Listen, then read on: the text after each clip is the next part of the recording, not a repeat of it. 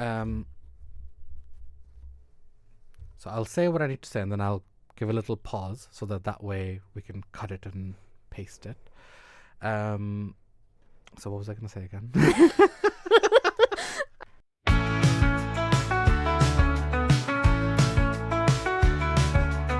Welcome to Tea with T Cells. This is Marta. I am Shafka. Tea with T cells.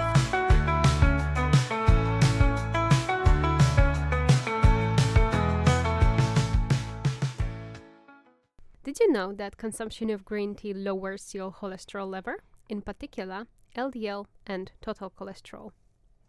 Good morning, my name is Marta and I'm a second-year PhD student at Sheffield Hallam University. Good morning. My name is Shafkat Jagadar and I am a lecturer at Sheffield Hallam University in immunology. So Marta, why are we doing this podcast? What's your idea? Why did we start this journey? So we decided to start a podcast simply because we are both passionate about science communication and having seen a lot of people sharing the news, sharing their potential knowledge on the internet, which is not necessarily scientific. We thought that we need to introduce something that will be science-based. That's why the aim of our podcast is just to have a conversation with scientists, because these are the people coming from the lab doing the research on certain topics that should be talking about that.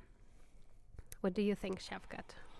Yeah, I mean, I still remember how this podcast idea came about. So you and me were doing a project lab. So this was for the listeners who, haven't got the full details yet.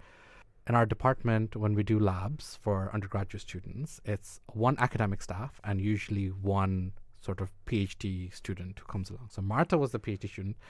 I think this is only the second time or the third time that I met you. Something like that. Yeah. And we were just in the lab, we were helping the students do their experiments, and then we were just talking about all the things that we like and all the things that we're passionate about. And then I mentioned to Marta that I was on the radio recently, and then she mentioned that she really wants to do a podcast. And then I said, well, why don't we do a podcast? As simple as it is, yes. I Yeah. think I asked you that. What else would you be doing if you weren't a lecturer? And one of the things you said, I remember, was that you wanted to do something with science communication. And that's where I think the radio topic came, which obviously inspired me. And then I just said, you know what, I've always had this idea. I always wanted to do that simply because I love talking. And I wish I could do my assignments while speaking. And I don't really want to promote scientific knowledge, these discoveries, things that come from the lab, things that we work hard on in the labs, and obviously things that are not necessarily influenced by other people, by companies, by selling things. So that's where the idea came from, and I hope that you'll find it useful as well. So again, it's kind of similar for me. I have done a lot of, and I'll talk about this in another episode in more detail, but I've done a lot of sort of science engagement stuff at different parts of my career. And most recently, I did some audio work with BBC Radio Sheffield, which I found really interesting. And then a lot of people gave me a lot of encouragement. Again, I mentioned this to you. So me and my wife, we always have like big debates in the car. And we were always like, why don't we start a podcast? And we never ended up starting one. And mainly because we couldn't figure out what exactly we wanted to do it about. But obviously science is something that you and I are both passionate about. And so it makes natural sense that we start here. And I think the other thing that we spoke about sort of later on, when we were sort of actually brainstorming the idea of what we want that podcast to be about, we also thought about one of the things that Sheffield Hallam is really special for, which is people who tend to have very diverse career paths, and then they end up in an academic path from like a very diverse career path. So we want to incorporate that into our podcast as well, and hopefully, again, the listeners will see that as they go along during the progress. Yeah. So besides having interesting guests, because that's what we are aiming for, to invite people that we potentially work with or people that just do research on interesting topics, we also aim to either share it ourselves or invite people that could share with us their interesting journeys. Because when I was younger, even when I was thinking after my undergrad degree what potentially I could do in the future, I had so many opportunities and I had no idea what to choose. I knew deep inside that I wanted to do a PhD, but I just didn't know where to start, what to do, like which area, what exactly, whether I want to like do the lab work, whether I do want to do a bioinformatics, and obviously how actually the lecturers' lives look like. These are the questions that never been answered for me in the past, and I do wish I knew things like that in the past, because perhaps the decisions that I've made would be easier to make. I don't regret the decisions I made at all. I just think that the journey could be easier if I knew certain things. Yeah. I guess it's just about allowing people to see things that are not always very visible, not very obvious, and sometimes this information can be hard to find. And I think it's not just you. A lot of the students that I interact with, they tell us the same things. They don't know what kind of science careers exist out there. They don't know what the path of a scientist is, what the career path of it is. And I always tell them that it's diverse. And then I sit there and I think back and I'm like, actually, maybe telling them that is actually pointless because they can't picture it. I'm just doing it in my head. So if they can hear it from somebody who's actually done it, that I think will be really, really useful.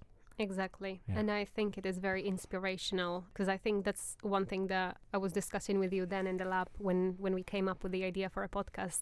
I was asking you, so actually how the life of the lecturer looks like, how exactly what you're doing on a daily basis. And yeah, I found it very useful at the stage of a PhD to find out more about that, because again, after the PhD you can do a lot of different things, and obviously one of it is academia, but you need to know exactly you need to know more how it looks like before choosing that path. So I do hope that we do hope that the podcast will obviously open the opportunity, like open the door, will make it easier for people to find out more things about certain jobs.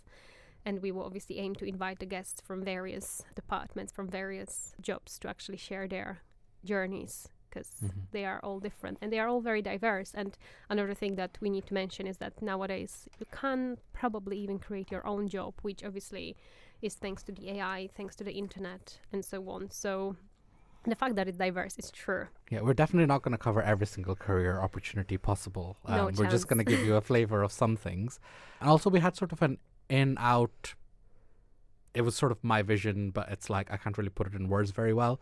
But basically we want to do two things, which is one is to show the career path from somebody who has sort of gotten a certain distance into the career and they can look backwards. So this is like looking back at their path.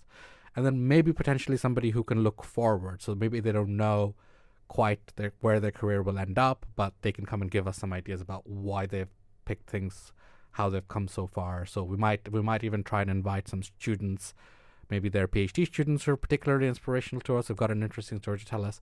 Or even if there's undergrads that are interested, if you guys are listening, feel free to come and, get in touch with us. Let us know. We're open to having people on board. Right. I think that's a good place for us to sort of move on from why are we doing this podcast. Exactly. And we came up with a name for this podcast, which, you guys obviously know because you've picked it. Marta, do you want to say the name? Yes, so it's tea with T cells. Whoa! So why did we pick tea with T cells? This is a good question to you, Shafkat, especially that you just right now mentioned to me like the long story of a family that you are actually more related to tea than I would ever think. Yeah, so I only thought about this now. It's not like when we originally came up with the name, it just sounded pretty cool. Although interestingly, not a big fan of T cells. If my PhD supervisor is listening to me right now, please just turn it off. But to be honest, she already knows this. So I did my PhD on T cells. Again, I'll talk about this in more detail another time. But they're interesting, but there are more interesting cells out there. So that's the T cell element. But it just rhymed well with tea, and it's immunology, which is my passion.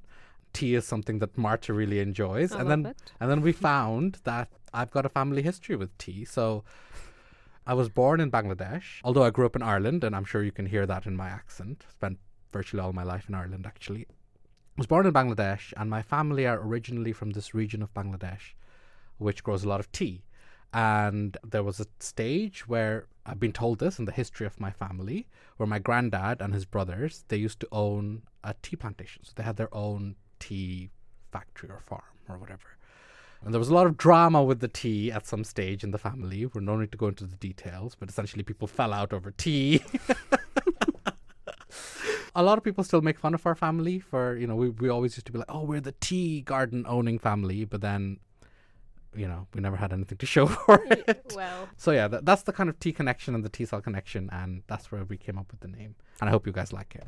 so the idea behind it was obviously to have a tea whilst we're recording a podcast, but unfortunately the studio we are in doesn't allow hot drinks inside a room. So I'm really sorry, but you can just imagine me just having a cup of tea, because we could go on and talk about science forever over a cup of tea. So why not just having a tea with T cells? We might not be able to have T cells, but you can have a tea. So Exactly. You're listening to us while drinking a cup of tea. And just remember, for those that love tea as much as I do, different types of teas need different boiling temperatures and different steeping times. So what is your favorite type of tea, Shafkat? Oh, this is controversial because I've just told you that I come from a region that has their own tea, but I actually don't like that tea. Oh, no. My favorite type of tea is actually Turkish tea. I love Turkish tea. So is it the black tea, right? Or- Yeah, so it's like deep red in color. It's got like a slightly sweet profile. I don't know. I'm not a big tea connoisseur, so I can't really describe it that well. But Oh. yeah, that's So me. if it is a black tea or herbal infusion type of tea, you need 100 degrees temperature, and you probably want to brew it for like up to 5 minutes. Whereas my favorite type of tea, green tea, needs 80 degrees. So guys, if any of you is also a fan of green tea or black tea, remember that temperatures must be different for both of them, because we want. to I make a actually perfect tea. didn't know that, so I've just learned something new today. Yeah, there we go. Talking about interesting facts, you've mentioned, Shafkat, recently that you've been in BBC News recently. Is there any interesting fact for the start of this podcast that you'd like to tell us about? I went on the BBC Radio Sheffield to talk about, I think I went on 3 times or 4 times to talk about many different things. So I spoke about the spleen as an immunologist, and actually I feel like people know very little about the spleen in general.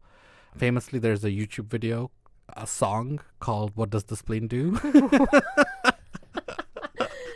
And it goes something like, I have a terrible singing voice, but it goes something like, "What does the spleen do?" Ding, ding, It ding, reminds ding, me of ding, a ding, song. ding. So what does the spleen do? So for what those the that don't know? spleen does, it does many different things, but it is essentially a defense organ. It filters all the bacteria, pathogens potentially out of our blood. And then just under that filter, there's a ton of immune cells sitting there, and they interact with them, deal with them, get rid of them. To put it very simply, that's what the spleen does. It can also make or destroy red blood cells. Interesting. So for those that didn't know, that's what the spleen does. Yeah. And for my students that told me to put some exam answers in the podcast, hint, hint, wink, wink. Listen closely. Yeah. So the next episodes will introduce our research topics, and then we will aim to invite our first guest, and our first topic, a little bit of a spoiler, will be about sleep. So if you want to learn more about sleep science, then stick to our podcast. I think that my tea has been ready for 15 minutes waiting for me. I'm gonna have my well-deserved cup of green tea. See you next time.